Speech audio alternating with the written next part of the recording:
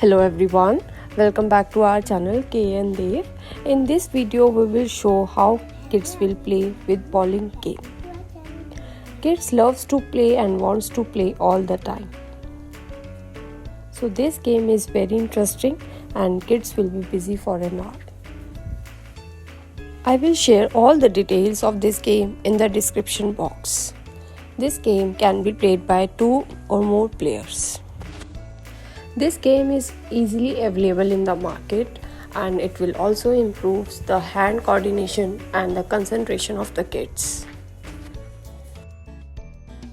If you like our videos, please subscribe to our channel K and Dev for more updates.